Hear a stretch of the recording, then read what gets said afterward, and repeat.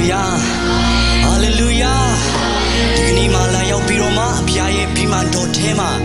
သူတကွာဘုရားရဲ့ဂုဏ်တော်ကိုပြန်လည်ချီးမွမ်းရတော့ခွင့်ကိုဘုရားပြင်ဆင်ပေးတဲ့အတွက်ကြောင့်ဘုရားရဲ့နာမတော်ဘုန်းကြီးပါစေ။ ဒီမှာလာရောက်ကြတဲ့ဓမ္မမိတ်ဆွေတွေကိုမောင်နှမရောက်ချင်းစီတိုက်ရဲ့ပေါ်မှာဘုရားထာမလာတဲ့ငြိမ်သက်ခြင်းဘုရားထာမလာတဲ့ကြွယ်ဝခြင်းဘုရားထာမလာတဲ့ကောင်းစားခြင်းတွေကိုတင်နေမိသားစုပေါ်မှာတက်ရောက်ပါစေ။ယေရှုတင်တဲ့ဒီကနေ့မှာဆာဒေးဗစ်ခိုင်ကပေါ်နော်သူမွေးနေ့မှာတကယ်ချင်းနေပြမရှိလဲခုပြမရှိလဲဆိုမီတော့ခုကလေးမှာရောက်ပြီလို့ပြောတော့ခုလာမဲ့youth service မှာမြန်မာ service မှာဒီတနာတော့အဖင်းခွာပြီးသွားလို့ရမလားလို့ပြောတော့ရတဲ့တကယ်ချင်းဆိုပြီးတော့မှဒီ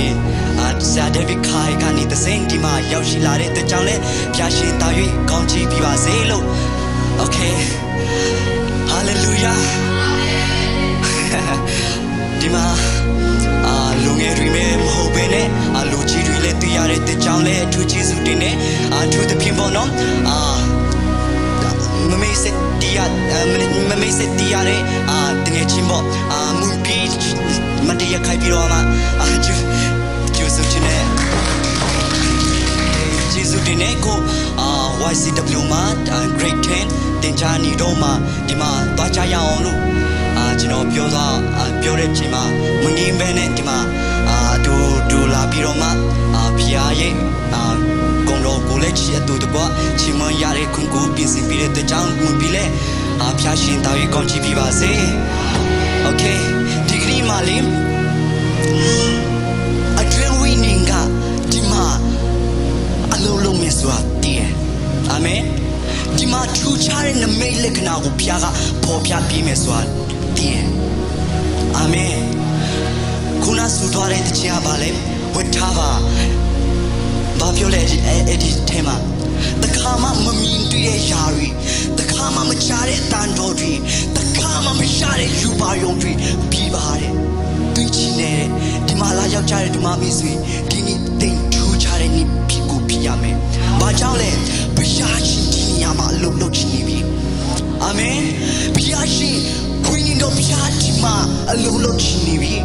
ဒီမှာနှလုံးသားတကားလေးပွင့်တဲ့လူစီမှာဘုရားအတိတ်တပံပြင်လဲပြီးတော့မှနှုတ်ထောက်ခွင့်ပေးမှာဖြစ်တယ်ဟာလေလုယာဟာလေလုယာအဲ့ဒီဘုရားရှင်ကိုလက်ခုပ်တီးပြီးတော့ချီးမွမ်းရအောင်ဟာလေလုယာဟာလေလုယာโอเค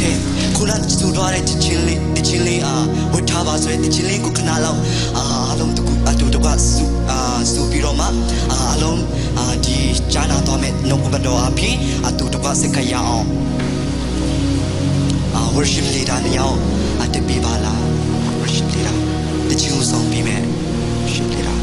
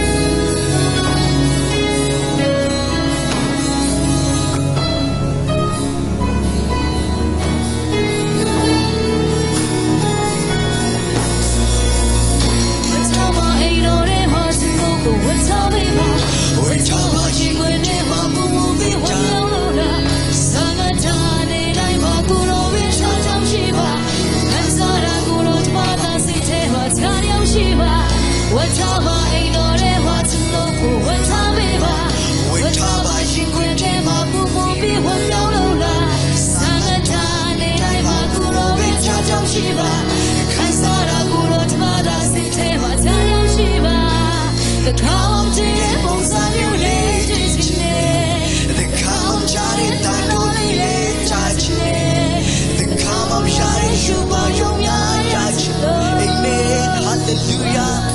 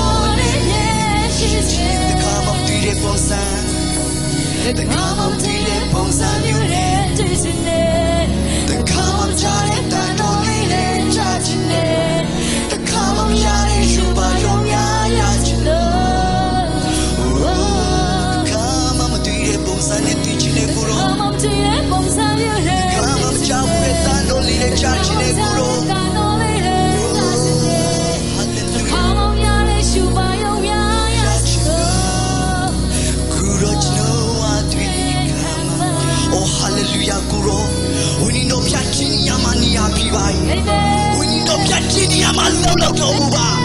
ဟောကိုရောကိုညီရပြီးပါဟောစားရတဲ့လုံသားတွေကိုသူထိတော်မူပါဟာလေလုယာတဲ့တလုံးစုံတို့ကိုကိုရောလက်တော်အနာယေရှုနာမမဟာမြင်နိုင်ဆုတောင်းစကားနာပါရပါဗျာအာမင်အလုံးလက်ကိုတည်ပြီးတော့ဘုရားကိုချီးမွမ်းကြအောင်အာမင်ဟာလေလုယာโอเคဒီနေ့မှာကျွန်တော်တို့ပြောတော့မယ်ကျမ်းစာလေးတော့ Second Peter chapter 3 verse 18မှာပြည်သူဒုတိယဆောင်ခန်းကြီးနေအခန်းကြီးတော့ငယ်ဆက်ရှိရမလားမသိဘူးအလုံးတို့တော့ဖတ်ချင်နေဘာကြောင့်လဲဆိုတော့ဒီပြည့်စည်တဲ့မှာအရင်တော့လူငယ်တွေမြောက်များစွာဖျားကြောင်းမှတွေ့ရတယ်ခုဒီချစ်ပြတဲ့ကာလမှာဘာဖြစ်လို့မတွေ့နိုင်ရတာလဲဘာကြောင့်လဲโอเคဒီနေ့Second Peter okay ကျေးဇူးတင်နေအားလုံးသူတို့ကဖျားအောင်တင်းနေတော့Oh sorry Second Peter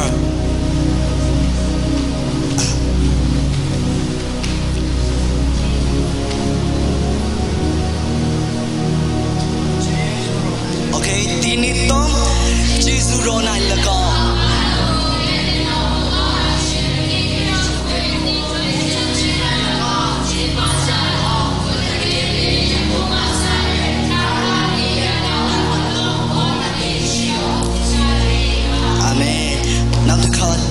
လေးနဲ့ပြင်ဖျောင်းတင်းနေတော့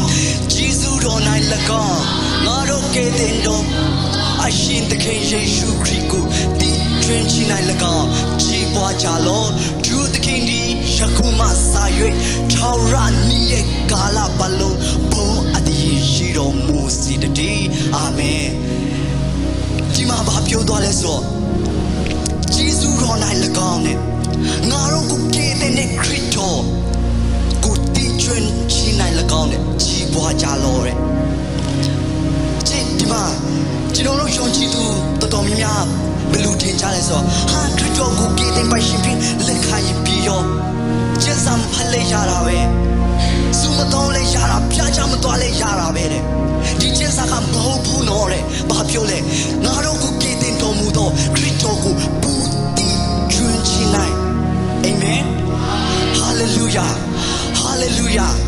ဒါကြောင့်ဒီကနေ့မှာကျွန်တော်တို့ဘာကောင်းစီပြချင်လဲဆိုတခင်ခရစ်တော်နဲ့တည်ကျွင်းပြီလား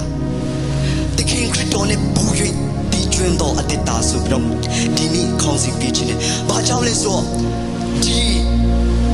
ဘုရားနဲ့မတည်ကျွင်းလို့ဘုရားနဲ့တည်ကျွင်းခြင်းမရှိလို့လူတွေတော်များများဒုက္ခရောက်တိုင်းလဲပြင်သူဝင်လိုက်နောင်တရလိုက်အပီလိုလိုက်ပြင်သူဝင်လိုက်မြည်ရင်မြခွင်းနဲ့ဘာဖြစ်လို့လဲဘုရားနဲ့တည်ကျွင်းခြင်းမရှိလို့ဖြစ်တယ်ဒီကလူတွေပြောပါအောင်လက်ဆွဲနှုတ်ဆက်ပြီးတော့ပြောပါအောင်တင်းကိုစကားပြောပါစေလို့ဘုရားတင်းကိုစကားပြောပါစေလို့အာမင်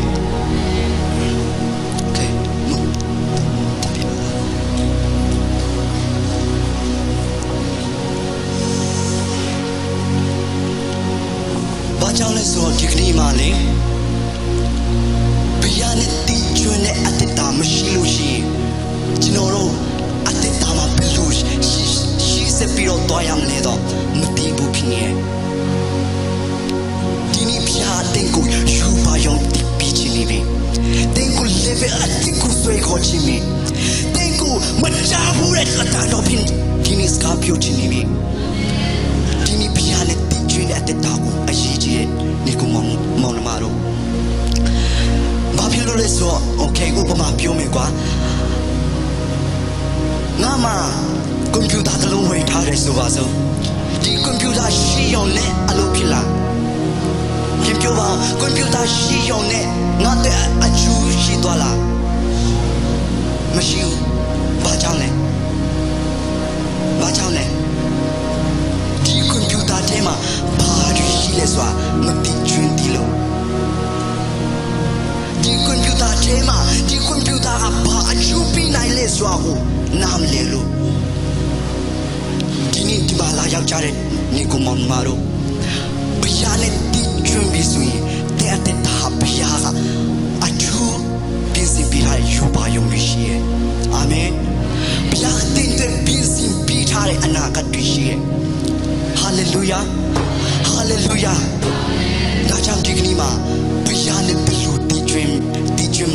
ကိုဒီနေ့ကောင်းကောင်းနားလေသဘောပေါက်စေချင်တယ်ရှင်မသိခရစ်ဝင်ခန်းကြီးစစ်ချောင်းငယ်စစ်တုံးမှစစ်လီကိုဖတ်ရအောင်ရှင်မသိခရစ်ဝင်ခန်းကြီးစစ်ချောင်းငယ်စစ်တုံးမှစစ်လီ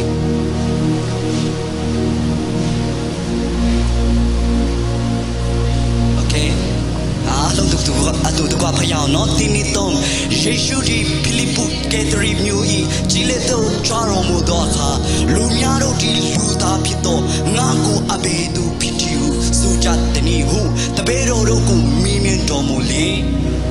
လူအချို့ကကိုရောဒီပိတ္တိစင်ဆရာယောဟန်ဖြစ်သည်ဟု၍၎င်းအချို့ကအေလိယဖြစ်သည်ဟု၍၎င်းအချို့ကယေရမိမှစ၍ပရောဖက်တပါးပါဖြစ်သည်ဟု၍၎င်းဆိုကြပါ၏ဟုရှောက်ကြတော့တဲ့ဆိုတော့ဒီယေရှုကသူနောက်လိုက်ကြည့်တဲ့လူအုပ်ကြီးတွေကိုသူတပည့်တော်တွေကိုခေါ်ပြီးတော့မှသူနောက်လိုက်တဲ့လူအုပ်ကြီးတွေကိုဒီလူတွေကငါ့ကိုလူသားဖြစ်တဲ့ငါ့ကိုအဘယ်သူလို့ထင်ကြတယ်လဲငါ့ကိုဘယ်လောက်တိကျွေးမိလဲပေါ့မိလိုက်တဲ့အခါမှာတဲ့တချို့ကတဲ့ဗက်တီဇန်ဆရာယောဟန်နဲ့တချို့ကအေလိယတချို့ကယေရမိမှစာရွက်ပရောဖက်တပါးပါဖြစ်ဒီကိုရဲ့၎င်းဆိုကြပါ၏တဲ့ဒီမှာသူတို့ပြောချင်တာဘာလဲဆိုဘာဖြစ်လို့ဒီလူပြန်ပြီးတော့ပြောတာလဲဆိုကျူတာလူမျိုးတွေကတမိုင်းကိုပြန်ကြည့်တဲ့အခါမှာဘယ်လိုကြည့်လဲဆိုဥပမာကျွန်တော်တို့ဟာဆိုရင်အဖိုးကြီးပြီးအဖေတို့ရဲ့ကြီးပြီးတားတို့ရဲ့ကြီးဆိုပြီးတော့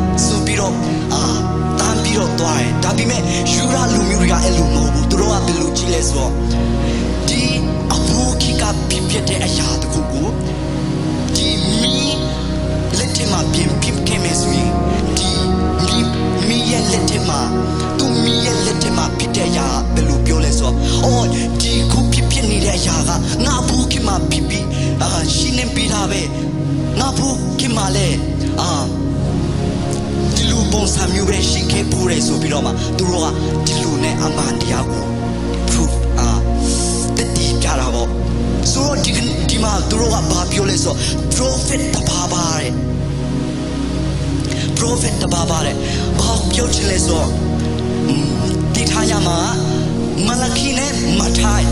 မတိတ်ကြမှာအနိလီယာကွာတယ်ဒီအနိလီယာကျွဲမှာဘုရားက prophet တယောက်မှမထားဘူး prophet ရှိတယ်ဒါပေမဲ့ဘုရားထာမလာတဲ့ prophet မဟုတ်ဘူးဘုရားက prophet မထားဘူးဆိုတော့ဒီမှာသူတို့ကဘာပြောလဲဆိုတော့ prophet တပါးပါဖြစ်မယ်တဲ့ပြောချင်တာပါလေဟိုအရင်နိလီယာမှာ prophet ရှိခဲ့ဘူးတဲ့ခုပြန်ပြီးတော့ prophet ပေါ်လာပြီဆိုဒီဟာကဘုရားထာမလာတဲ့လူတကယ်အစစ်မှန်ပဲဆိုပြီးအမှန်တရားကိုဖော်ထုတ်တယ်ဒီလူအုပ်ကြီးတွေကဘာလဲဆိုတော့အမှန်တရားကိုလက်ခံကြတယ်အမှန်တရားကိုလက်ခံကြတယ်ဒါပေမဲ့ကြည့်ရင်နာစရာကောင်းတာဘာလဲအမှန်တရားကိုလက်ခံပြီးတော့မှဓမ္မတရားကိုလက်မခံဘူးနော်အမှန်တရားတွေအတိတ်ကိုရှက်တီးပြီးတော့မှအတိတ်ကိုဆွင်ပြီးတော့မှဘာလဲဓမ္မတရားကိုလက်မခံကြတော့ကိုကလူငယ်တွေလည်းဒီလူပုံစံမျိုးဒီလူအချီမျိုးတော်များများကြုံတွေ့ရတယ်ကိုလန်ဒီကာလာစုဒီလူကာလာမျိုးမှာဆိုရင်လူငယ်တော်များကဘာလဲအမှန်တရားတွေရည်တည်ကြတယ်အမှန်တရားတွေအတိတ်ကိုပြကြတယ်ဟုတ်တယ်မလားအမှန်တရားတွေအတိတ်ကိုပြကြတယ်ဟဲ့ဒီမနီကိုမငါတို့သူများအမှန်တရားတွေရည်တည်ရဲဆိုရင်ဘုရားရဲ့တာသမီတွေဘာဖြစ်လို့တမန်တရားနဲ့မရည်တည်နိုင်ရပါလဲမရည်တည်ရရမှာလဲအာမင်အာမင်ဟာလေလုယာโอเคခုနဖတ်သွားတဲ့ဒီဗီဒီယိုတော့ရစာဒုတိယဆောင်အခန်းကြီး38ဘာကြောင့်ဒီဟာကိုဒီကျွန်းကြီးကအရေးကြီးလဲဆိုတာကိုအခန်းငယ်စိတ်ကောင်မှာပြောထားတယ်အခန်းငယ်စိတ်ကောင်ခဏလေးအဲ့ဒါကိုပြန်ဖတ်စေချင်တယ်ခုနမဖတ်မိသွားလို့โอเคစိတ်ကောင်အခန်းငယ်စိတ်ကောင်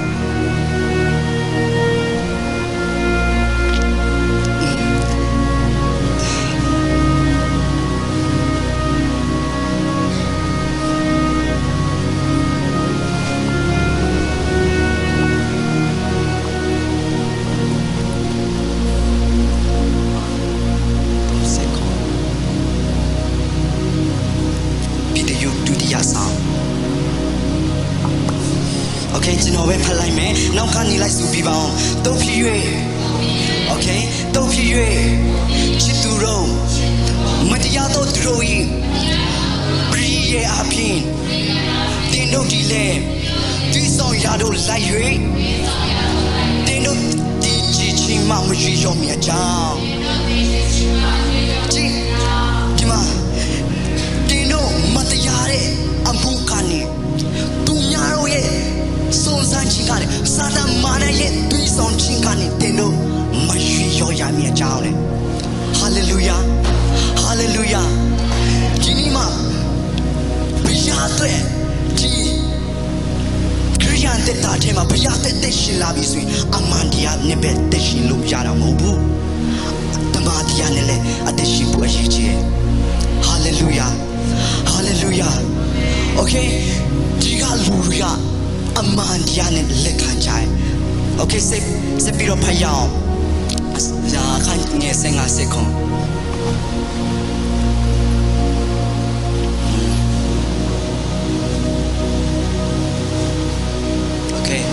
ဒီနေ့တော့တင်တို့ဒီလေငါကိုအဘယ်သူဖြစ်တယ်ဘုစုကြတနည်းဟုမိမြင်တော်မူလင်ရှီမွန်ပီတရုကကိုရိုဒီခရစ်တော်တည်တော်ကတဲ့ရှင်တော်မူသောဘုရားသခင်၏သားတော်ဖြစ်တော်မူ၏ဟုရှောက်လေယေရှုကလည်းရှင်ကြောင့်လူကအသွေးသားဒီဤအကြောင်းအရာကိုတင်အားပေါ်ပြခြင်းမဟုတ်အောင်ကင်ပုံ၌ရှိတော်မူသောငါခမည်းတော်သည်ပေါ်ပြတော်မူ၏တဲ့ကြည့်ဒီမှာဒီလူအုပ်ကြီးကငါကိုအမှန်တရားနဲ့ပဲလက်ခံနေစီတုံးကြီးလုံးလုံးတင်လုံးနဲ့အတူသွားလာပြီးတော့အတူစားတော့ပြီးတော့မှတင်လုံးနဲ့အတူရှိနေမှာတော့တင်တို့ရောတဲ့ဒီမှာလူငယ်တွေညီးပြီးဖျားဒီညဖျားတင်တဲ့ဘလူဖျားလဲခရစ်တော်ကတင်တဲ့ဘလူခရစ်တော်လဲဒီမှာမိပြီရှင်ပီတရုကဘာပြောလဲဆိုတင်းကြီးရဲ့အသက်ရှင်တော်မူသောဘုရားသခင်၏သားတော်ဖြစ်တဲ့အောက်မှာဘာပေါ်ပြလဲဆိုဒီအကြောင်းအရာကပီတရုဒီအကြောင်းအရာတင်းအတွေ့အကြုံပေါ်ပြတယ်မဟုတ်တယ်ဘယ်သူကပေါ်ပြလဲဆိုကောင်းကင်ဘုံ၌ရှိတော်မူသောငါခမည်းတော်၏ပေါ်ပြတော်မူ၏ဒီနေ့ကြည့်ဒီမှာနေကိုမောင်နှမတို့ကျွန်တော်တို့အတွေ့အကြုံနဲ့မသိနိုင်တဲ့ဘုရားသခင်ကိုကျွန်တော်တို့ဘယ်လိုသိရမလဲအတွေ့အကြုံနဲ့ကြော်လွန်မကြော်လွန်နိုင်တဲ့ຢာတွေဘယ်သူကကြော်လွန်ပြီးမှလဲဒီနေ့ပေါ်ပြမယ်လူတယောက်ရှင်ဘယ်သူလဲဝိညာဉ်တော်ဘုရားဖြစ်တယ်ဟာလေလုယာဟာလေလုယာဒီကမောင်မာရောကျွန်တော်ခရစ်တော်ကိုဘယ်လိုနားလဲမလဲခရစ်တော်ကိုပူပြီးချူမလဲဆိုတာဘယ်သူကပေါ်ပြမလဲဆိုဝိညာဉ်တော်အပြင်တာဖြစ်တယ်အာမင်ဒီဝိညာဉ်တော်ယူပါယုံဒီကိုလည်းပြီးရဲ့စကားပြောရဲလူပဲခံစားနိုင်တဲ့အရာလည်းဖြစ်တယ်ဒါကြောင့်ဒီကနေ့မှာဘုရားနဲ့တည်ကျွင်းတဲ့အတ္တဟာဘယ်လိုလဲဆိုတော့ဘုရားထံမှလာတဲ့အတန်တော်ကြားတတ်ပြီလားအာမင်ဘုရားထံမှလာတဲ့စကားတန်ကိုသင်ကြားတတ်ပြီလားခရစ်တော်နဲ့ပူတည်ကျွင်းမဲ့အတ္တဖြစ်ခြင်းလဲဆိုရင်ဒီနေ့သင်ခရစ်တော်ရဲ့စကားကိုကြားတတ်ပြီလားအာမင်ဘုရားမိမိတင်ကိုဘယ်သူကပေါ်ပြနေလဲငါ့ကိုဘယ်လိုလက်ခံယူလဲခံယူလဲဘုရားကမိမိဒီမှာနေကိုမောင်နှမ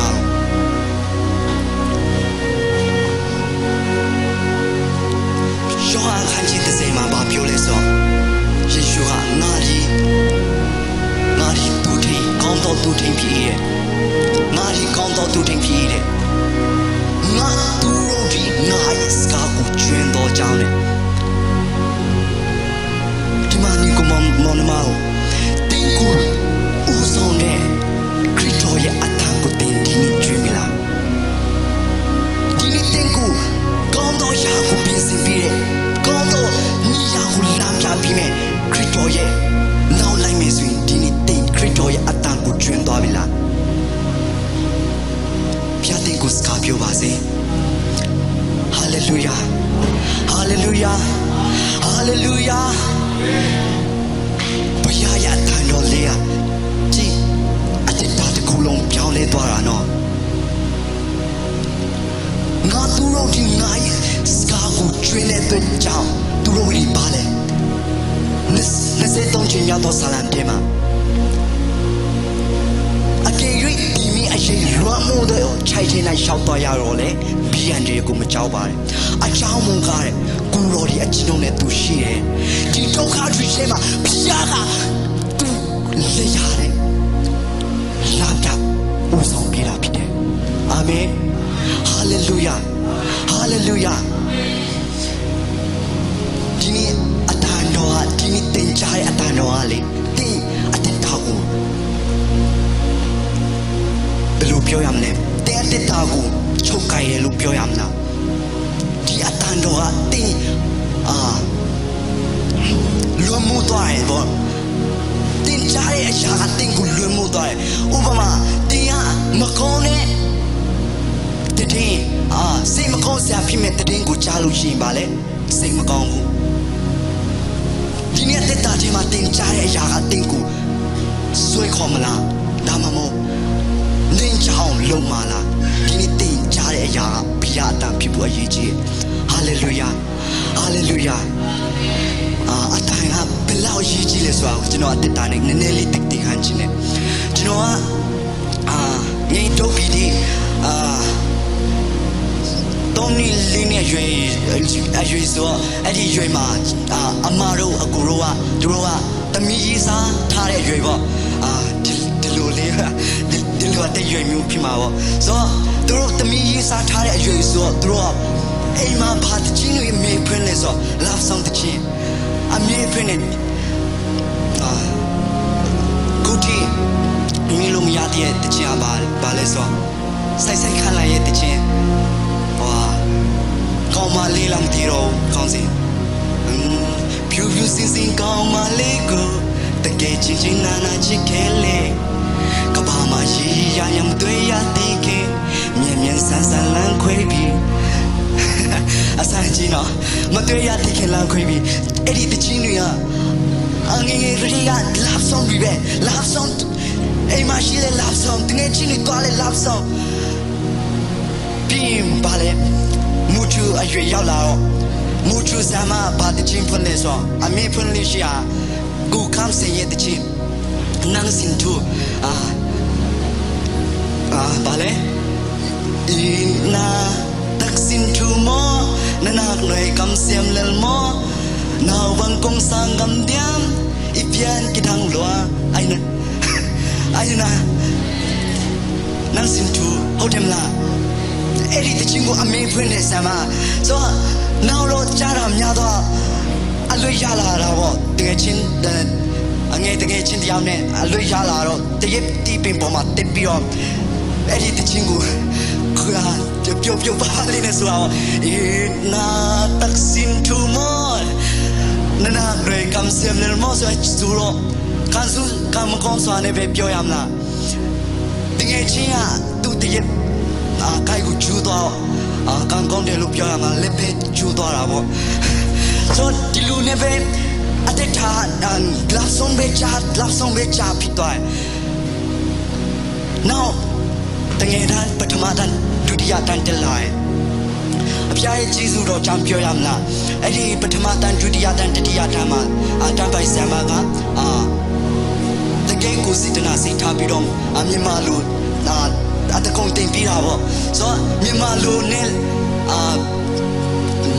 တုံးတန်းမှာမြန်မာလူနဲ့ကပြရေးတနေပြီတုံးတန်းမှာမြန်မာလူနဲ့ကပြရေးတနေပြီတချင်းစက်တိုက်ပြီပေါ့ခုတီမမီတီရဲ့အဲ့ဒီတချင်းကလည်းအစမ်းချင်းဘာလဲဆိုစီရင်ဘာတန်းလဲဆိုကလုံးဒူအင်လုံးနေစန်ကေဘန်းဘန်းတူခိစယမ်kalom nu ong e kei bang tu kisam nga chitu kha litwa bi he kis ka ne mo nga chitu ga ta cha tu ne litwa bi nga blu ni yam le di lu ne tong tan le bi yo li tan yauk la lo ငါးတိုင်းက ကောင်းမလေးတယောက်ပေါ့ကောင်းမလေးပဲပြောရင်ကောင်းမလားသူနာမည်လဲစမ်းကြည့် baby တဲ့သူမေခေါ်လေ baby တကယ်ချင်းခေါ်လေ baby ကောင်းမလေးတယောက်ပေါ့ဒါ crush လို့ပြောရမလား crush ပြီးတော့မှဖွင့်မပြောရင်ဘာလဲရင်တွေခုန်တာပေါ့ဆိုနောက်ဆုံးကိုဖွင့်မပြောရင်မလို့ရေးစားရေးလိုက်တာပေါ့ရေးစားရေးလိုက်တော့ဘယ်လိုလဲဆိုရေးစားရေးတိဖူးမှာပါဒီမှာလူတွေပဲဆိုတားရင်ခုန်တယ်လေနော်ရေးစားရေးလိုက်ရဲ့ဘာလဲရေးစား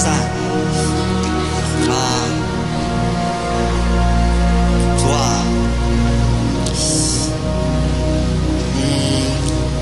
တချီမီသွားပြီဒီရေးစားရေးသွားရဲ့ဗျာရေးစားရေးလဲရေးပြီးရောမပြေရဘူးကိုက crush နေမှာတော့မပြေရဘူးသူရဲ့ချင်းတွေပါလိုက်မယ်ဆိုရင်ခိုးဖတ်မှလဲဆိုရင်နဲ့ကိုခိုးဖတ်မှလဲဆိုရင်တော့ဘယ်လိုရမလဲတာဟာစီဆိုင်ကျေးဇူးတော်ကြောင့်ငါဖေကမော်ပဲတေးစာလိုမျိုးငါမေကစီးထုတ်လိုက်စီးလိုမျိုးငါကပြဦးနောက်ပေါ့ကပြဦးနောက်အတကုံစီးစားလိုက်ရအားလုံးစုပေါင်းပြီးတော့မှကျွန်တော်နောက်ဆုံးတော့research အဖြစ်တကူရလာတယ်ဘယ်လိုလုပ်သွားလဲဆိုတော့အဲ့ဒီရေးစားကိုယူပြီးတော့မှဘယ်သူကိုသွားပြီးလဲဆိုတော့ယူသွားပြီးတော့မှဘယ်သူကိုသွားပြီးမဲထင်လဲသူ့အမေကိုအလဲကြည့်ကျွန်တော်ချဲရဲ့သူတမင်ရေးစားပြီးလိုက်တော့သူ့အမေကိုပြီးလိုက်တာပေါ့ဆိုတော့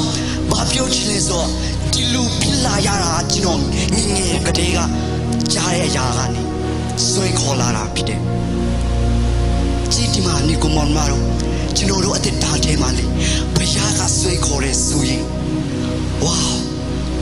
ဘယ်လားဘယ်သူမှမဖွင့်နိုင်တဲ့လမ်းဘုရားဖွင့်ပြီးမယ်ဖွင့်ပြီးတာလမ်းကိုဘယ်သူမှလည်းပြင်ပေးနိုင်မှာမဟုတ်ဘူးဟာလေလုယာโอเคနောက်ဆုံးဗျာဒိတ်ချမ်းခန်းကြီးတော့ငယ်20ကိုဖတ်ချင်တယ်ဗျာဒိတ်ချမ်းခန်းကြီးတော့ငယ်20โอเคအားလုံးသူကဖျောင်းတင်းနေတော့ငါဒီတကားရှိမှရိုက်ရွက်ခေါင်းနေနီအချင်းသူရီငါဤအတန်ကိုကြားရွက်တကားကိုဖွင့်ဟာသူရှိရလို့ငါဝင်၍သူနဲ့အတူစားတောင်းပြီးသူဒီလေငါနဲ့အတူစားတောင်းရတယ်ကြည့်ဒီမှာဒီကမောင်မတို့ဘာပြောလဲသူရှိရလို့ဝင်၍တဲ့သူနဲ့အတူစားတောင်းမယ်သူဒီလေငါနဲ့အတူစားတောင်းမယ်ဘာပြောချင်လဲဒီမှာဘုရားနဲ့ကျွန်းဝင်တဲ့တိကျွန်းနဲ့အတ္တဘုရားနဲ့ရှင်းနေတဲ့တ္တကိုပြောချင်တာဖြစ်တယ်အဲ့လူအတ္တရောက်နိုင်ဖို့အပေါ်မှာဘာရေးထားလဲဆိုငါရီတကားရှိမှဘာလုပ်နေလဲအောင်ပြောပါဦးဘာလုပ်နေလဲโอเคပြောပါဦးဘာလုပ်နေလဲโอเคနောက်တစ်ခါဘာလုပ်နေလဲဘုရားကလေဒီနေ့ဒီဟာတခါလေခေါင်းမဲ့အချိန်လည်းရှိမယ်ဒုက္ခအပြင်ခေါင်းမဲ့အချိန်လည်းရှိမယ်ဘုရားတင်ကိုဆွေးခေါ်ချင်ပြီဆိုရင်ဒုက္ခအပြင်ဒါမှမဟုတ်ပြဿနာတခုခုအပြင်ဘုရားကတင်ကိုခေါင်းနိုင်ရဲ့ကြည့်ဒီမှာယောနာကလေဘုရားထံမှာထွက်ပြေးတဲ့အချိန်မှာဘုရားဘယ်လိုပြန်ဆွဲခေါ်လဲငါဝင်ပိုက်တဲ့ခါလေးဒုက္ခတွေကြားကနေဘုရားကပြန်ဆွဲခေါ်နေရအာမင်ကြောက်တော့တာသူ့အဖေကိုသူ့အဖရဲ့အိမ်ပြန်ရောက်နိုင်ဖို့ကဘာကဆွဲခေါ်တာလဲသူဘာမှမလုပ်နိုင်ဘူးဆိုပြီးတော့မှစင်ရဲ့ဒုက္ခခံရတဲ့ချိန်မှာဒီဒုက္ခတွေကသူ့အဖရဲ့အိမ်ကိုပြန်ပြီးတော့တောင်းတစီရဲ့အတ္တဖြစ်စီရဲ့ဟာလေလုယာဒီကျွန်တော်တို့ဒီမှာတော့ကျုံတွေ့နေရတဲ့အတ္တထဲမှာဒုက္ခပြဒနာဆိုတာဘုရားတင်ကိုဆွဲခေါ်ခြင်းရတခါလေဘုရားတင်ကို level တင်ကိုပြန်ဆွဲခေါ်ခြင်းလို့လည်းဖြစ်တယ်အာမင်ဟာလေလုယာခေါ်ပြီးဘာလို့လဲတော့အချင်းသူတွေရဲ့ငါ၏အတန်ကိုကြားရွေးတယ်ဘုရားကခေါက်တာနဲ့လဲစကားပြောနိုင်တယ်လို့သူ都阿谈阿比勒蒂尼定古斯卡表情呢。哈利路亚，哈利路亚，姐姐们，他们都保罗啊，都没漂亮去嘛。特别罗古尼巴内斯比罗嘛，不要呢对到哟，耶稣呢那不对的去嘛，巴家嘞，不要呀谈到家，今天姐姐嘛，他们都保罗啊，哈今天那尼巴内斯的不也康上比的耶稣呀谈过家嘞，啊要问他表嘛啦，卡里嘛嘞，不要呀谈到啊，我都得啊康上比me，我都得。အဆူရီပဲလို့ကျွန်တော်တို့ထင်တတ်နေကြတယ်။မဟုတ်ဘူးတော့ဒီမှာရှင်ဘောလိုကဘုရားရဲ့အတန်တော်ကြားခြင်းအပြင်တို့အတ္တတာဒီမကောက်သူ့တမိုင်းကိုပါဒီနေ့ထိရှိလာတာဖြစ်တယ်။ဟာလေလုယာ။ဒီမှာလူငယ်တွေကျွန်တော်ကတမိုင်းကိုထွင်မဲ့သူတွေဖြစ်တယ်။ဘုရားရဲ့နိုင်ငံတော်မှာတမိုင်းဒီကိုရှိမဲ့လူတွေဖြစ်တယ်။ဟာလေလုယာ။ဒီနေ့ဘုရားကတင့်ကိုယူပါယုံပြီးခြင်းနဲ့ကြည်တမန်တော်ပေါလုအဘုရားရဲ့အတန်လေးချရောဘာမင်းလဲယူပါယုံရလာတယ်သူမျက်စိကွယ်တဲ့ချိန်မှာဘယ်သူကဆူတောင်းပြီးမယ်ဆိုတာဘုရားကယူပါယုံပြီးတယ်နော်သူယူပါယုံမရှိမရလို့ရှိသူမျက်စိကဘယ်သူလာဖွင့်ပြီးမှလဲဘယ်သူဆူတောင်းပြီးချက်ဘယ်သူကဆူတောင်းပြီးမှလဲဆိုတာကိုတော့သူဒီမှာမဟုတ်ဘူးဒါကြောင့်ဒီကနေ့ယူပါယောမြင်တွေ့ရမယ်။နေရာဘုရားရဲ့မျက်မှောက်တော်ထဲမှာပဲရှိတယ်။ဟာလေလုယာ။ဟာလေလုယာ။ဟာလေလုယာ။ဟာလေလုယာ။ဟာလေလုယာ။ Okay အားလုံးရှိတဲ့နေရာကနေအလုံးတူတကွမတရပြီးတော့မှဝတ်ထားပါဆိုတဲ့တခြင်းလေးနဲ့ဒီနေ့မှာအတိတပံပြီးတော့ဘုရားရဲ့မျက်မှောက်တော်ထဲမှာပြင်နေပြီးတော့သူဝင်စီခြင်းနဲ့